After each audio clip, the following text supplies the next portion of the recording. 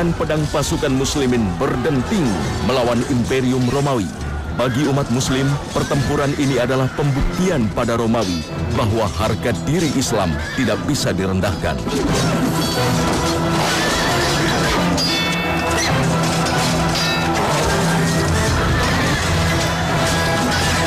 Di bawah komando Khalifah Harun ar-Rasyid, pasukan muslimin dengan gagah berani mengalahkan pasukan Romawi.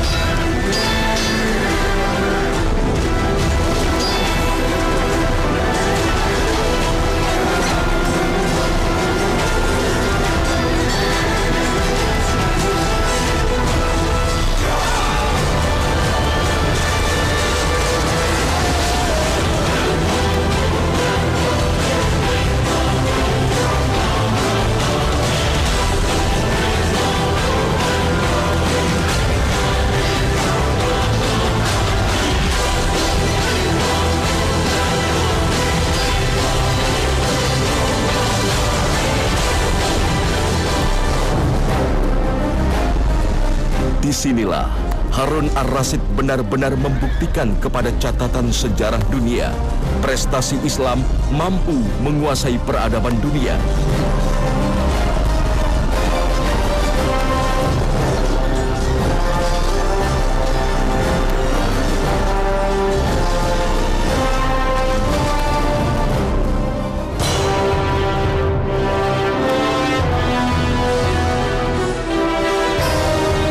Mengherankan, Islam mampu tumbuh besar di tangan seorang Harun ar-Rasyid.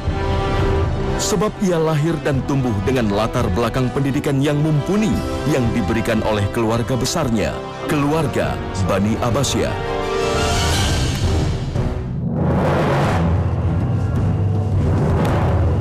Bekal pendidikan yang kuat tersebut ia tanamkan kepada dua generasi penerus roda kekhalifahan Abbasiyah, Al-Amin dan Al-Ma'mun.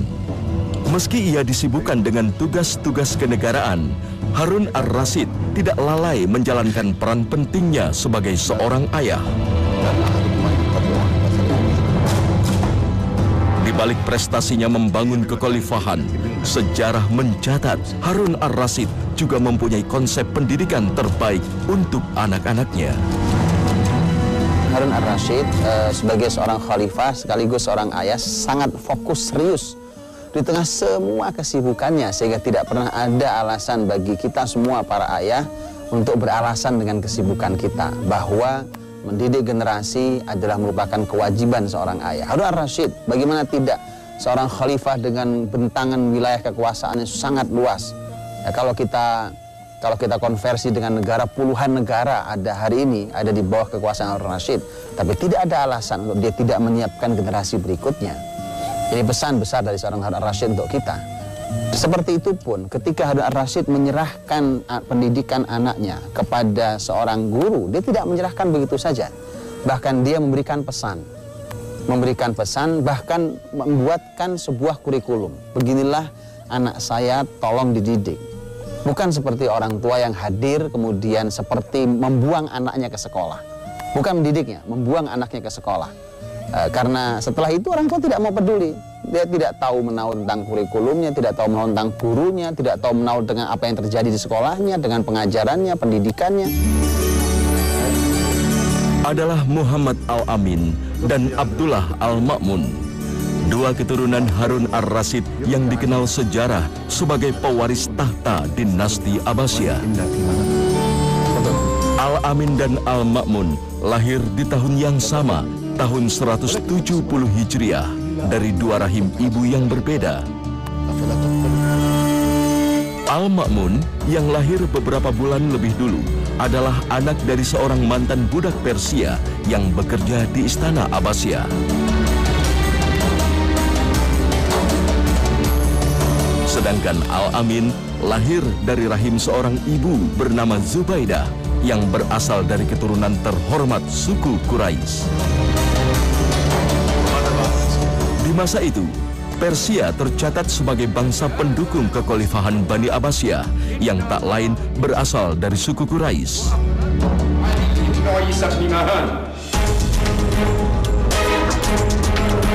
Dengan dua latar belakang yang berbeda inilah, kelak Al-Amin dan Al-Ma'mun memiliki dua karakter yang berbeda. Meski berbeda, Al-Amin dan Al-Ma'mun tercatat hidup dalam persaudaraan yang terbina dengan sangat baik. Ayah mereka tak sedikit pun membedakan kasih sayang kepada keduanya.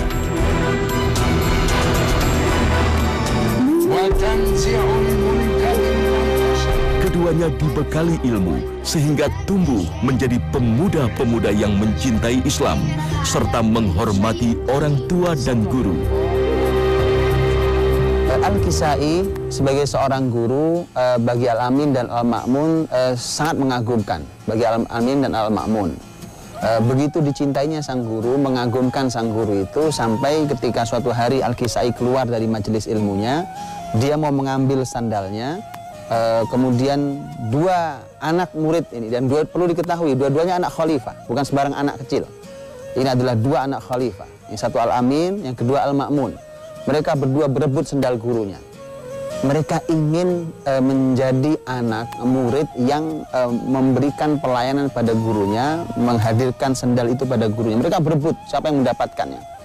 Sampai akhirnya mereka berdua sepakat bahwa yang sebelah sendalnya dipegang Al-Amin, yang satu lagi dipegang oleh Al-Ma'mun.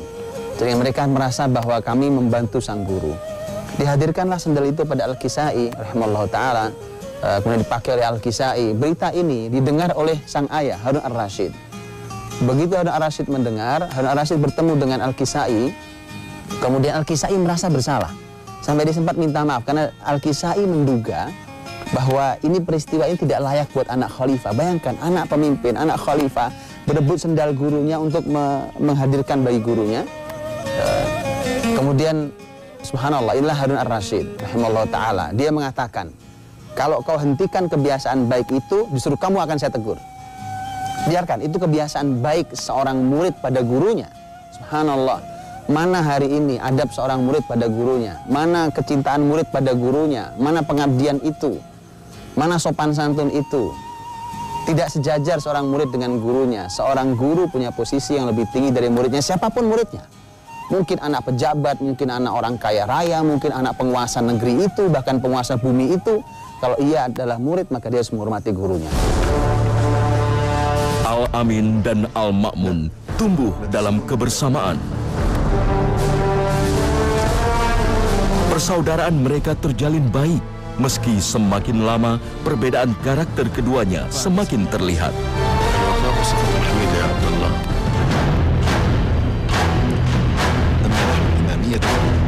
Sejarah mencatat, Al-Ma'mun memiliki tingkat kedewasaan yang lebih tinggi dibanding Al-Amin.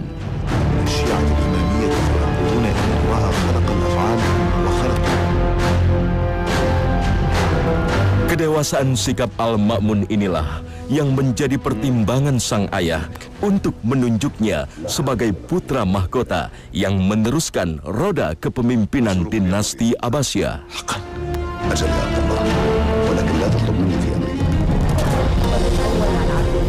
Namun, niat sang ayah menunjuk Al-Ma'mun mendapat protes dari ibu Al-Amin yang merasa anaknya lebih pantas mewarisi kekhalifahan. Hingga akhirnya, sang ayah memutuskan untuk menguji keduanya guna membuktikan siapa yang pantas menduduki kursi kekhalifahan. Harun Ar-Rasyid duduk bersama istrinya, kata Harun, mari kita panggil satu persatu anak kita. Yang pertama dipanggil adalah Al-Ma'mun, karena Harun Ar-Rasyid lebih suka dengan Al-Ma'mun. Dipanggillah Al-Ma'mun. Al-Ma'mun datang, berdiri di pintu. Dia berdiri lama, menunduk kepalanya dengan sangat hormat. Bapak ibunya duduk di dalam. Tidak masuk kecuali setelah diizinkan. Begitu diizinkan, setelah berdiri lama menunduk kepalanya, diizinkan baru dia masuk. Begitu masuk, dia berjalan merendahkan jalannya, bahkan disebutkan berjalan agak jongkok gitu. Kemudian dia cium kepala ayahnya. Di Arab ini adalah penghormatan. Dia cium tangan ayahnya, setelah itu dia cium bundanya Zubaidah, walaupun bukan ibu kandungnya, sebagai sebuah penghormatan. Kemudian dia duduk bersimpuh di hadapan ayah dan ibunya. Kemudian Harun berkata, kata Harun, bagaimana menurutmu nak, ketika aku ingin engkaulah nanti yang menjadi penggantiku? Al-Ma'mun ketika mendapatkan kalimat itu terkejut, bahkan dia sangat takut dan terkesan dan terlihat betul bahwa dia merasa menjadi beban. Kemudian dia mengatakan dengan bahasa yang sangat indah dan sopan, dia mengatakan, ayah, aku bukan orang yang tepat untuk ayah tunjuk. Berikan saja kepemimpinan ini pada saudaraku Al-Amin. Aku tidak layak untuk itu. Dalam dialog yang bahasanya sangat indah diuntai oleh seorang Al-Ma'mun, Al-Ma'mun kemudian diizinkan untuk pergi dan dia pun pergi.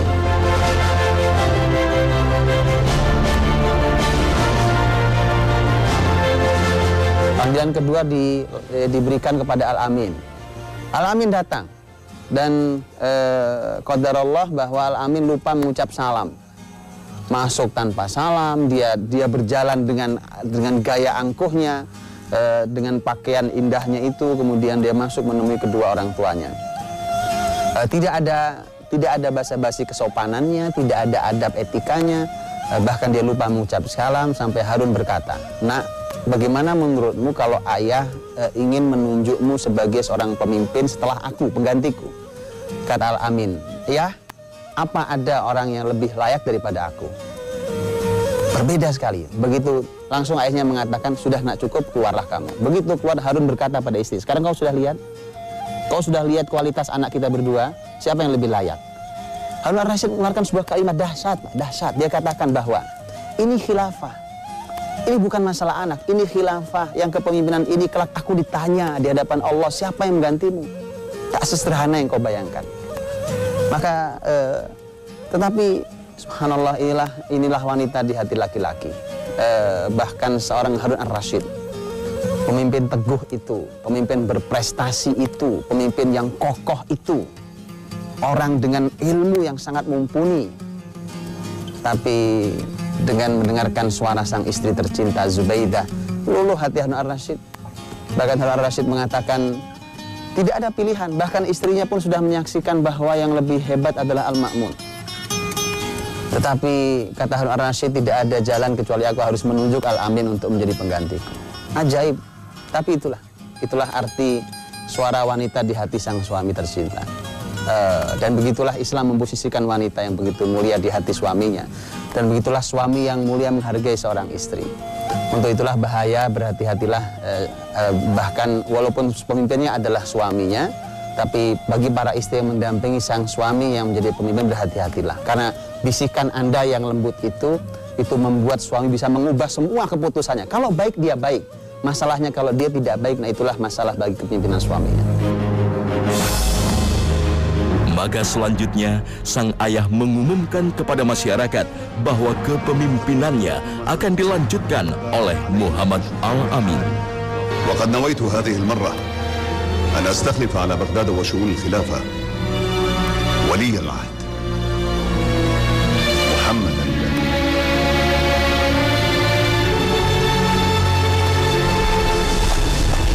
كن على قدر ما أوليتك له. أرجو أن أكون عند حسن ظن أمير المؤمنين. إن شاء الله. اتركوني مساء.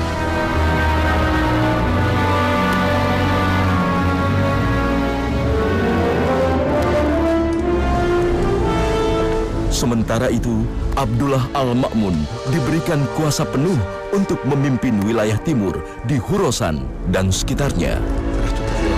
Keputusan sang khalifah inilah yang disesalkan para ahli sejarah. Bahwa dengan diberikannya Al-Ma'mun sebuah wilayah kekuasaan, akan muncul pihak ketiga yang memanfaatkan situasi untuk memicu konflik di antara keduanya.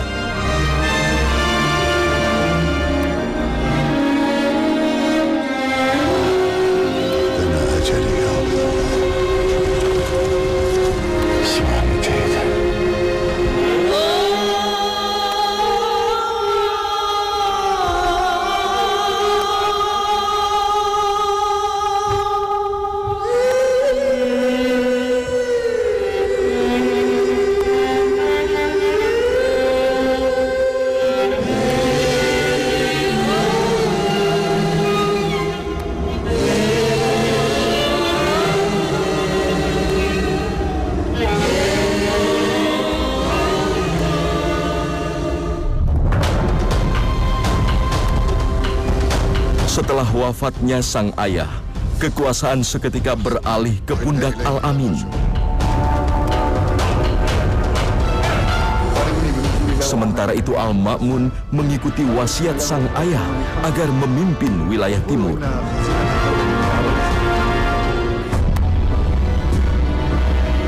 Di tangan Al-Amin, kepemimpinan Islam tidak banyak mengalami peningkatan.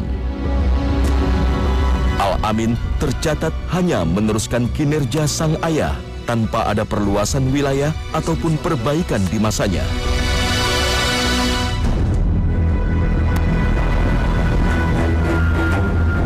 Dan benar saja, dengan diberikannya Al-Ma'mun kekuasaan penuh di wilayah Khurasan, muncul pihak-pihak yang memantik perselisihan di antara kedua bersaudara ini. Dengan mengusung isu perbedaan kesukuan, pihak-pihak yang hendak mengambil keuntungan mempengaruhi Al-Amin dan Al-Ma'mun.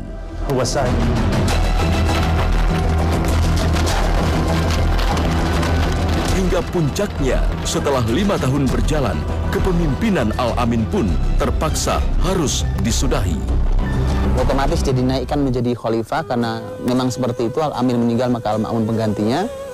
Al-Ma'mun berkata, begitu tahu Al-Amin meninggal, saya hari ini ingin berkata seperti Ali bin Abi Thalib radhiyallahu anhu saat menerima kabar wafatnya Utsman bin Affan radhiyallahu anhu, bahwa demi Allah saya tidak membunuhnya, saya juga tidak memerintahkannya, dan saya tidak ridho dengan ini.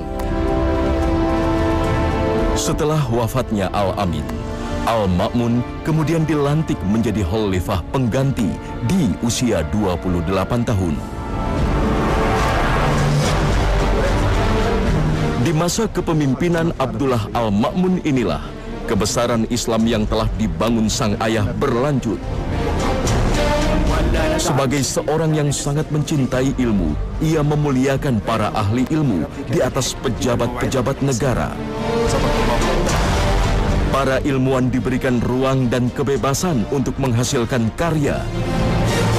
Karya-karya yang lahir di masanya dihargai dengan nilai yang sangat tinggi. Al-Ma'mun kembali melanjutkan kebesaran Baitul Hikmah, perpustakaan pertama dan terbesar di dunia yang didirikan oleh ayahnya. Apa yang dilakukan oleh Al-Ma'mun bukanlah suatu hal yang mengherankan. Sebab sejak kecil, kecintaan Al-Ma'mun terhadap ilmu pengetahuan sudah terlihat. Ia begitu gemar mempelajari semua bidang ilmu pengetahuan. Hingga tak heran, semenjak ia memerintah, semua disiplin ilmu berkembang bebas karena ia menganggap semua ilmu berasal dari Allah Subhanahu wa Ta'ala.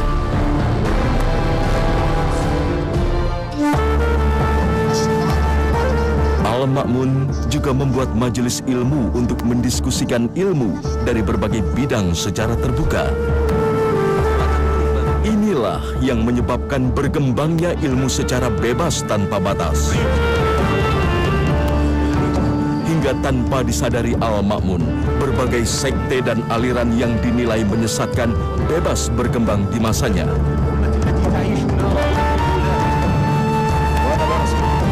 Hingga sejarah mencatat, Al-Ma'mun sempat terjebak dalam sebuah paham yang selalu mengedepankan rasionalitas. Walaupun akhirnya pemahaman Al-Ma'mun dapat kembali diluruskan oleh seorang ulama. Masalah di Al-Ma'mun adalah Al-Ma'mun itu ingin menyatukan negara sampai hal-hal yang kecil, yang furu'iyat.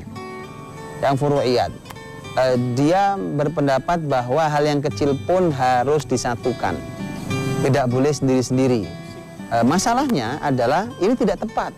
Kalau urusan besar yang disebut oleh para ulama dengan bahasa ma ta'ummu bihil balwa, yaitu hal-hal yang menjadi kepentingan umum yang merata di masyarakat, ya negara harus ikut campur hal itu. Karena apalagi ketika itu adalah wilayah yang rawan konflik.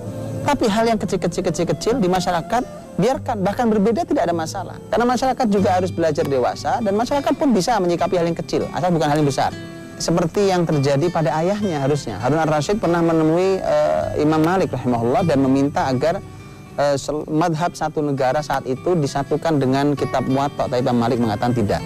Karena setiap para sahabat Nabi bertebaran di berbagai kota, berbagai negeri, mereka masing-masing beristihad dan mereka semua benar, kata Imam Malik rahimahullah. Sehingga jangan paksakan kitab saya ini menjadi satu madhab yang kemudian memberangus yang lain, tidak. Itu kelapangan hati seorang ulama dengan ilmunya. Tapi ketika sampai di Al-Ma'mun ingin semua disatukan.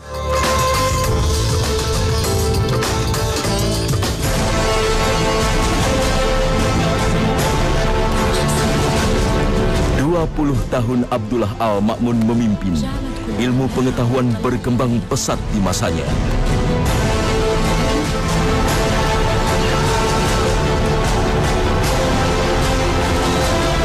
Bahkan sumber ilmu dari kerajaan Bizantium berhasil diminta secara baik-baik oleh Khalifah Al-Ma'mun setelah mereka berhasil ditaklukkan oleh pasukan muslimin. Tak ada penjarahan intelektual seperti yang dilakukan peradaban barat ketika menguasai dunia Islam.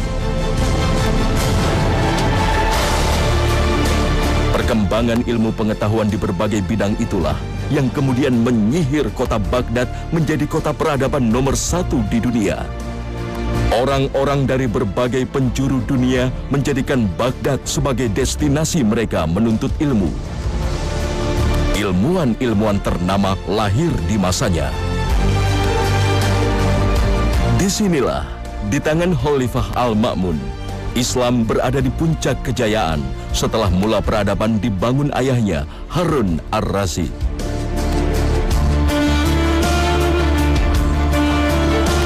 Kegemilangan Baghdad sebagai kota Islam inilah yang kemudian menginspirasi perkembangan Eropa modern.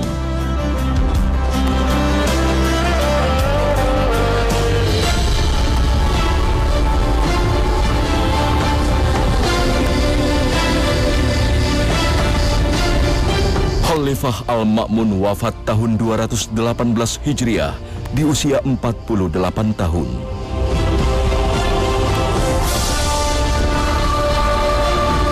Penghormatan Khalifah Al-Ma'mun terhadap ilmu menjadi pelajaran bagi muslimin saat ini agar kembali bangkit membawa kebesaran Islam di mata dunia.